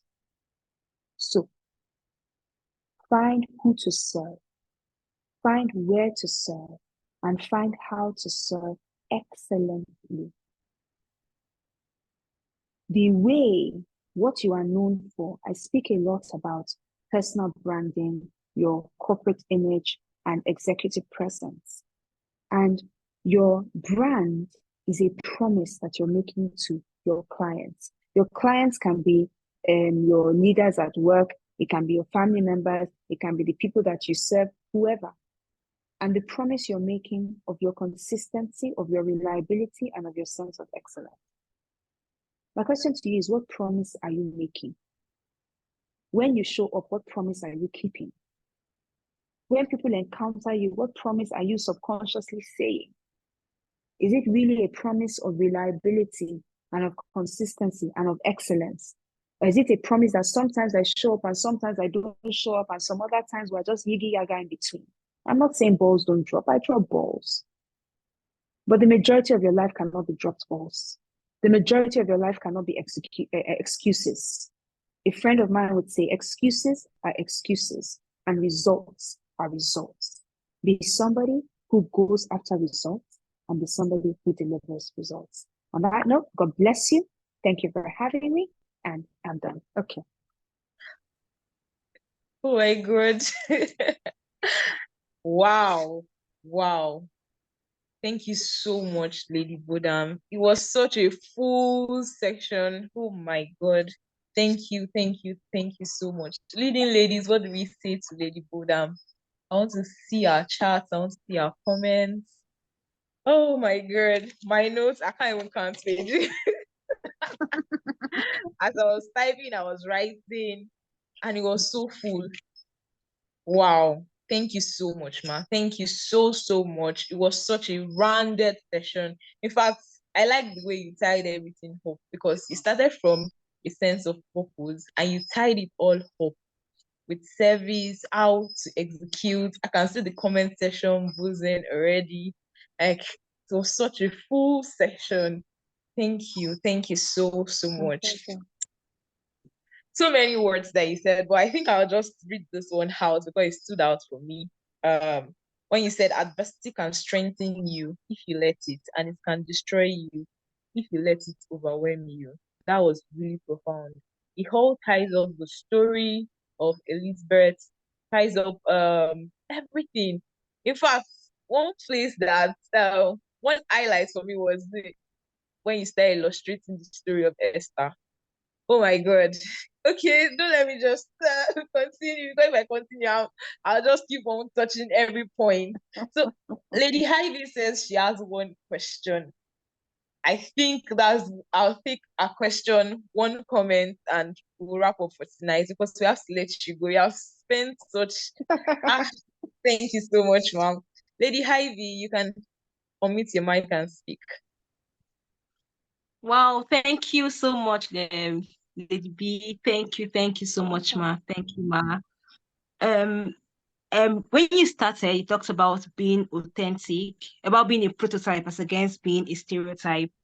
And I wanted you to just lean more into that and explain to us how we can know how we thought that we have to have like a model.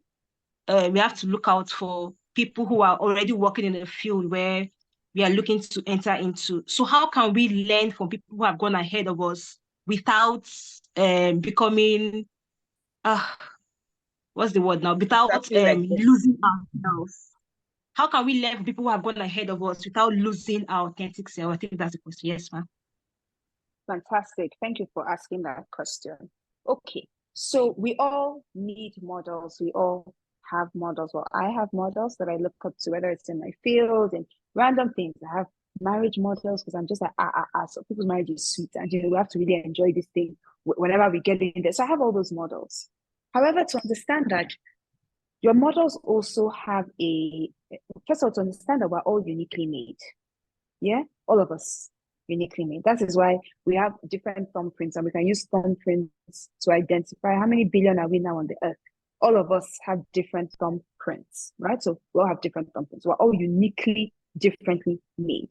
That's understanding one thing. Number two, understanding that because we're different and our life's journeys are different, the intricacies of how we show up and how we do certain things are different. So we might be 5 people who are doctors, right? For example, let me use that. 5 of us are doctors. However, this person might be a doctor because, she just likes medicine and she's naturally smart. This person might be a doctor because maybe she really wanted to be a surgeon, but she failed in, I don't know what school, and she could only do general practice. Yeah. This person is a doctor because she really feels called to heal the souls of people by healing their bodies. This person is a doctor because her parents forced her to become a doctor. This person is a doctor because when she her community, right? Maybe let's say she's Indian, and in India, if you're not a doctor, you're not an engineer, you have not gone to school. So she decided to become a doctor. Yeah, 5 doctors, 5 different stories, 5 different journeys to becoming doctors. So you are now coming from here. Maybe you see this woman as your, no, let me use this woman. Maybe you see this woman as your prototype, that this woman is a doctor, and she wanted to be a surgeon, but really she entered into general practice and she's doing great and she's now a consultant, right? So you on your own decide that, you know what, I want to model myself to this woman because me too, I want to be a doctor. And this woman is doing great things. I mean, I want to do great, I want to become a consultant. So what we do is, instead of listening to the story of this woman and taking that truth of what this woman has said and applying it into our own life, we instead decide we want to become this woman. You can't become somebody else. There will only ever be one of everybody that exists. So how you can balance that out is, you sit with this woman, you hear her story. You hear her story of failure, her story of adversity, the pain she felt, the shame she felt when she couldn't make it as a surgeon, how she became to being a doctor. Then maybe she has received a passion for doing general practice, and then she decided to work hard. Then you take that and say, okay, how can I put it into my own story? Maybe XYZ happened. Maybe I didn't quite get into this medical school that's top 5 in the world. Maybe you take the principles that she shared with you, or that she shares publicly or whatever, and you put that into your own life. That's how you use someone as a prototype. Now, prototypes, and I would go back again to the example of this, my coach that I said, what she showed me or what she represented to me in that moment when I found out her age and all the things that she had done, what she presented to me was a realm of possibility. Yeah. That's what it was. She presented to me that, listen, you can be this and this and this and this and all these other things without sacrificing your marriage or your family time or even your convictions or your faith. That's what she presented to me. There are 2 ways I could have taken that. I could have taken it to be like, you know what, maybe I'm called to be a full-time entrepreneur. I quit my job, started, then it wasn't the Fine Lady. What was I doing?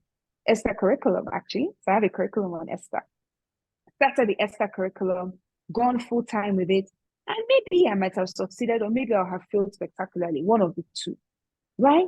Then I might have said I want to be a full-time coach, and then I want to also, but instead, the core of what she showed me in that moment, and there are many things she has showed me after them, but I want to use this example. The core of what she has shown me in that moment is there's a realm of possibility for you to be gifted with so many things and to do all of them well. So that gave me freedom to now say, Lady B, what are you good at doing? What are the things that set your heart on fire? You love building brands. It doesn't mean you have to leave your full-time job to focus on this other thing of feminine leadership. It doesn't mean you have to abandon those 2 to also help women grow closer in their relationship with God. It doesn't mean you have to abandon those to also speak or to also write a book. So I took the principles that she shared to my own life, which is that, okay, I can do many things and become this multi-influential, multi-dimensional woman without sacrificing my core values or the things that truly matter to me. If I wanted to be a stereotype, I would just have said, I want to become this woman. When she does like this, me too, I will change my thing like this. When she speaks like that, me too, I will speak like her small. And does it mean that sometimes you will hear me and you will not hear her intonation in me? No, because when you listen to somebody so much, subconsciously you soak up some of the person's essence, so to speak, in you. That one is natural. So something that people like, you sound like America, we sound like her now. I'm her sister and I'm her daughter. So we sound like her, small, occasionally, right? But I'm not her. I don't want to be her. I'm not called to be her. I'm called to be Lady Buddha. So it's understanding and sitting in myself while using the principles that she has shared with me or the principles she has shared across her books. Let me know, Ivy, if that helps, if that makes it clear, that breaks it down a little bit better. Wow. Lady Ivy. Yes, ma. Thank you. Even though I got disconnected at some point, but I had the beginning and the Oh, end. I'll just have to go okay. back to the recording and listen again. I'm so sorry, ma. Yeah. Thank you. Thank you so Yeah. much. Uh, Thank you're you. Thank you so welcome. much. Thank you so much, You're Lady welcome. Bodam. That was profound. I actually listened to everything all through and I got to, and Lady Ivy, if you can go back to the inaugural class, you're going to really delve deep into that because I remember Lady Bodam speaking about that too. Thank you so much, Ma. All You're right, so we'd love welcome. to receive you tonight. Is there anyone that will just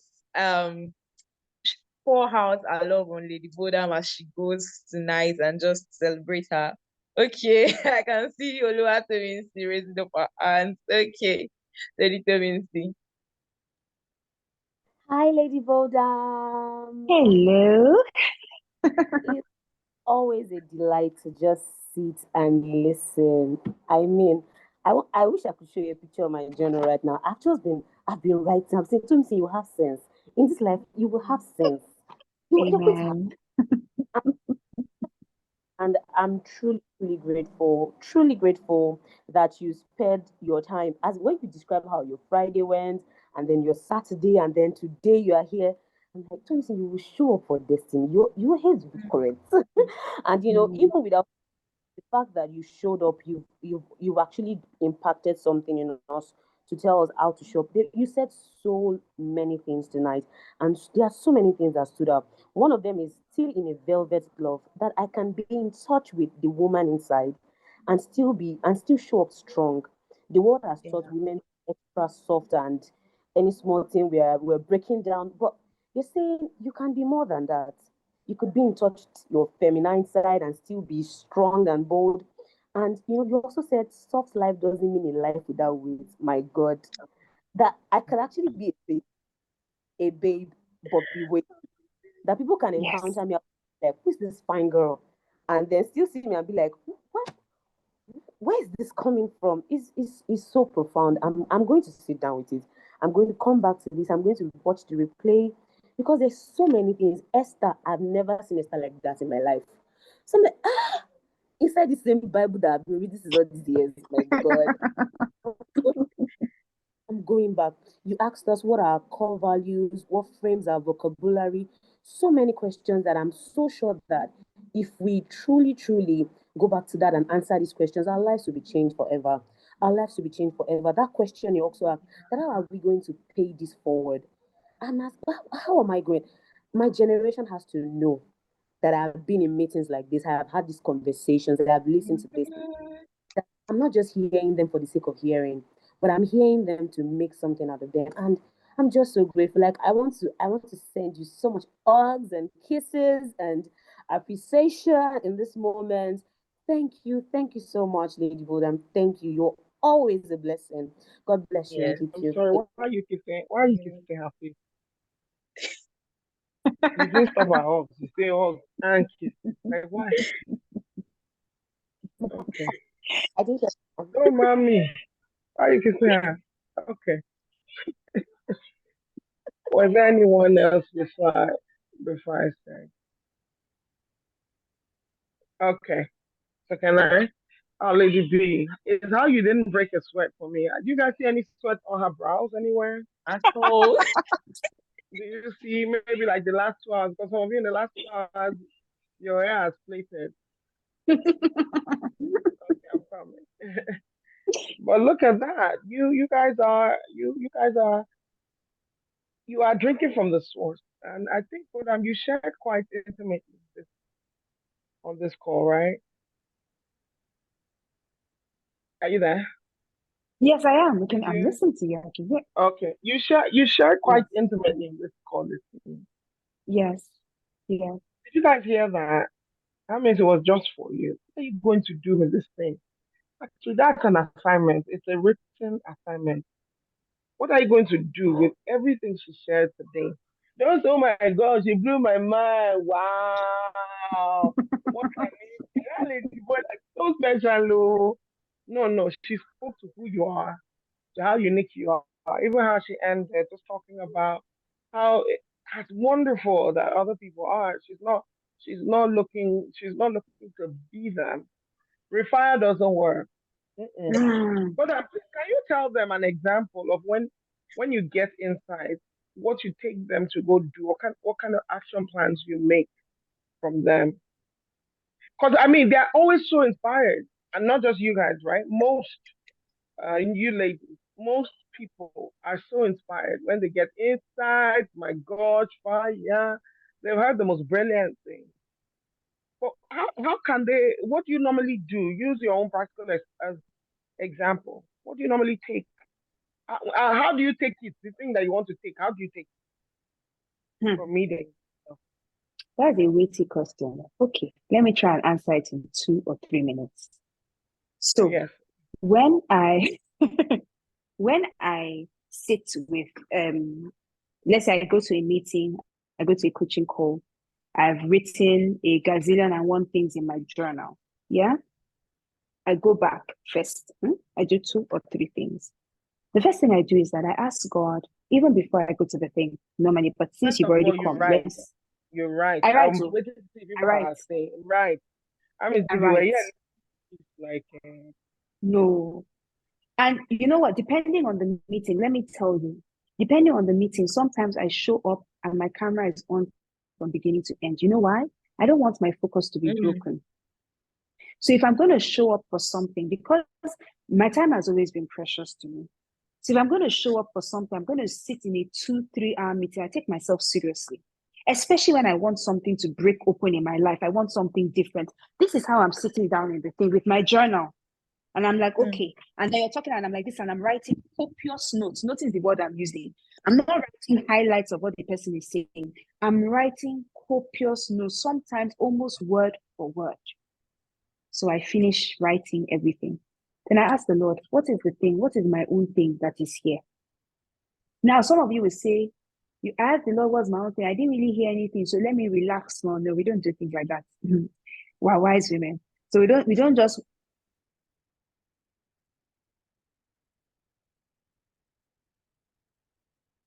Oh my.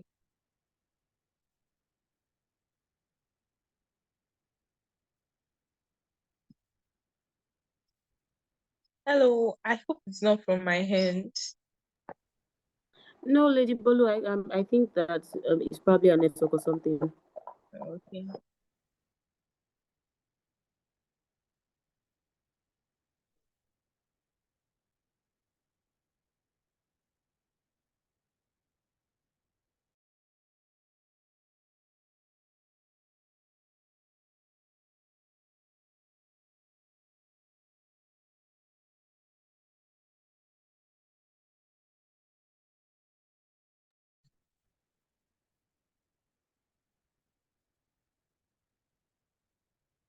Yes, we can't miss it.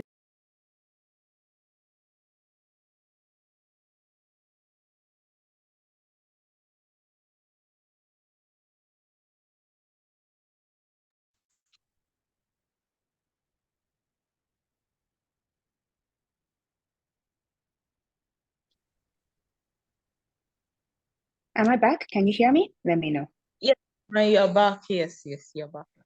Apologies, my No Wi-Fi tripped off. So I was saying that while I'm in the, thank you very much, while I'm in the session, there are some things that will hit me.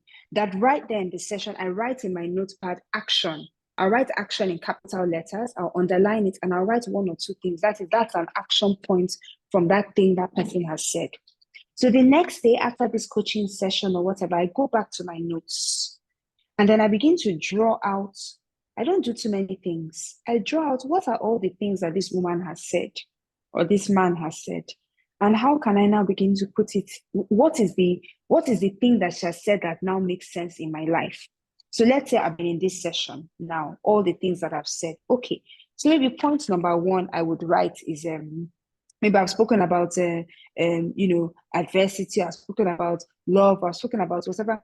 Maybe what I would do is even in sense of what are my core values? I said that, right? So I'll write in my notebook, one page, what are my core values? Maybe I will list out like 10 because we like those things. Excellence, spirituality, teamwork, what again? Forward innovation, whatever, we write like 10 things as core values. Now, some people will stop there. Me, I will not stop there. Underneath it, I will now write, how can I exhibit these values every day? I will now put concrete things. If spirituality is my core value, what does that mean? Okay, I will spend time praying every day. What time will I pray? I'll pray between 6 and 6:05 in the morning. In the evening time, I will pray between this and this. Beyond that, I will write this action plan now. I will write, when I wake up in the morning, before I get out of my bed, I will say a word to Jesus. As I'm in the shower, I will play XYZ message. Once a day, I will listen to this speaker on YouTube. I would read my Bible and take an action point from it to put into this. That's one core value. I will track it by A, B, C, D. How will I know I'm growing in this thing? 1, 2, 3, 4. I'll write it there. We take up core value 2, excellence. What does this mean? Number 1, I will stick to deadlines that are given to me in my place of work.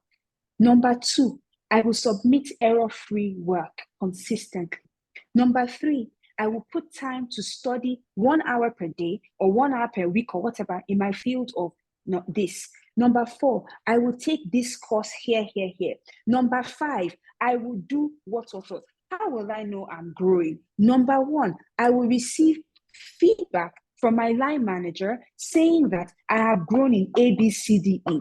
Number B, my colleagues will begin to trust me more and show this through the words that they speak, the actions that they take, and the responsibilities that I'm giving. Number 3, my appraisal will be A, B, C, D. Number 4, I will have more knowledge. I'll be a repository of knowledge from the way that, from all the things that I've studied, and I'll be able to put this actionably into my work, right? That's value number 2. Remember, you have written 10. After a while, you will cancel 6 because you'll be like, my core value is only 4. Do you understand what I'm saying? And that's just one pillar of what I've spoken. You will now take another one that, okay, there's something about wisdom and there's something about Queen Esther that she said, and there's something about femininity that she said. Okay, listen, Lady Bodam, what does femininity mean to me? You will now go and do some research. You will now ask yourself, for me to lean into this thing of femininity, what are the things that I'm going to do? Number 1, my tone of voice. Number 2, my dressing. Number 3, my grooming. No, and under each of these things, what does it mean? What does your grooming mean? I will wake up at this time and I will spend this amount of time doing this and this. I will not leave my home until my face is made up. I will not, little details. You write it all out. Then once a week, at a point it was on Sundays. Sunday afternoons, I come back from work, about 4 p.m. or so. I settle down with my action plan and I track. Over the past 1 week, scorecard, how have you done?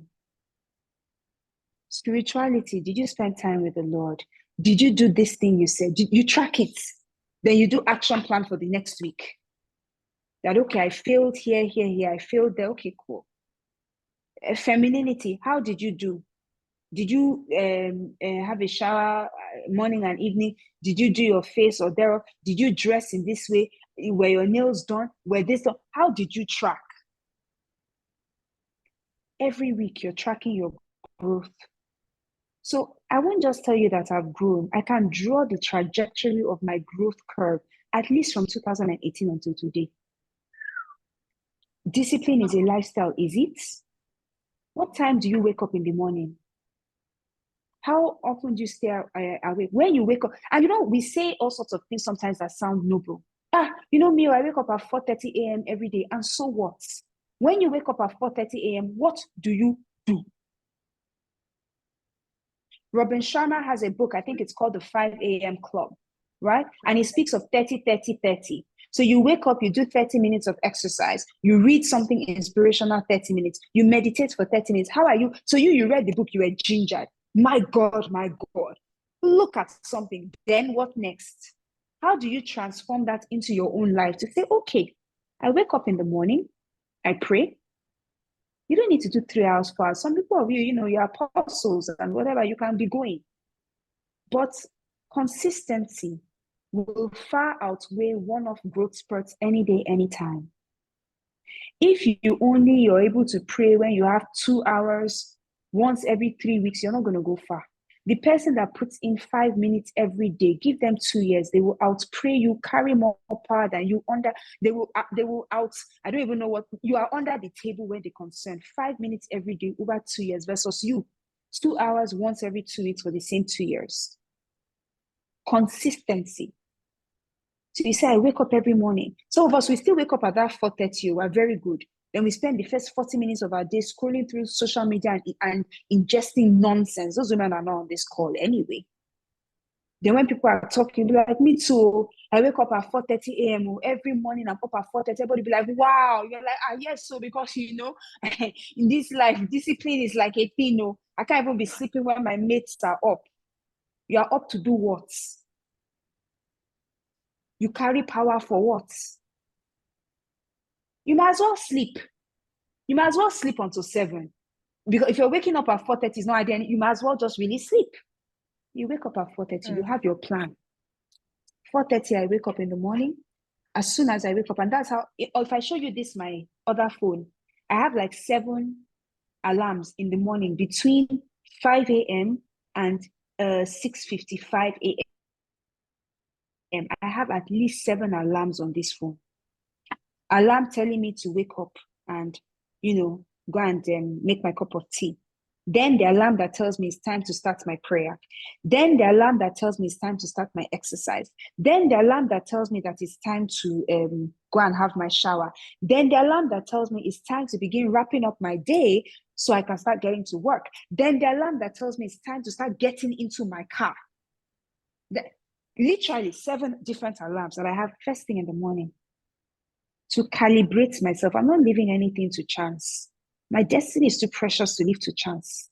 So when I sit and I'll tell you I'm a woman of discipline, some people are disciplined because they have it as grace. Some people are disciplined because we put systems in place that the discipline will be. Oh, I forgot. My alarm for exercise is there. And I've struggled with exercise for the longest time. And I'm not looking for a marathon. I don't want to do 1 hour exercise in the morning. It's not me. I don't care for it. But I want to move my body every morning. I have an app. I paid for it. 20 minutes every morning. I will put something in. The mornings I can't move, I will do a 10-minute stretch. Consistency over perfection. I'm not looking for perfection. Let me just show up every day. Give me time. Give me time. Yeah, I pay. Balade. I pay for it. I'm not looking for free things. I want something well enough. I see that there's wisdom there. I pay for it. I put my money to back up my conviction. You think I speak this way because of what I Googled on YouTube and Googled on whatever it is and just slapped some things together to come and give you aspire to perspire to Maguire? No. I've invested millions in myself. There's millions in myself over the past how many years? I can't even speak the full amount of what I've invested in myself because some people think I'm crazy. But I do it. Because tens of thousands of dollars, exactly. Do you think I always have the money? No. I will now write emails, essays about how can I be given a payment plan and how I will do this. I will pay this amount on this day. Yes. And then in this month, I will pay this amount. And then in this month, I will pay this amount. Then I will lean on grace and be like, Lord, you have to make a way because this thing, I will do it. It's pivotal for me stepping into my next. Do you take yourself seriously enough? If you see my action plans, what about when I'm going in for my coaching meetings? I want to sit with the, you have access to Lady Bralade. Maybe you just show up anyhow. No. When I go for my coaching sessions, when I'm leaving, my coach knows virtue has left her.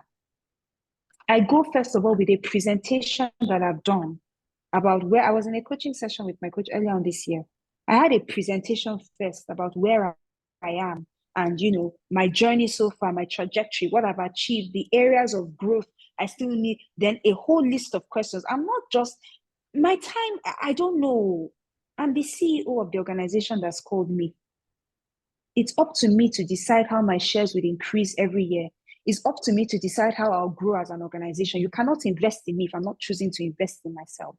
So that's some of what I do.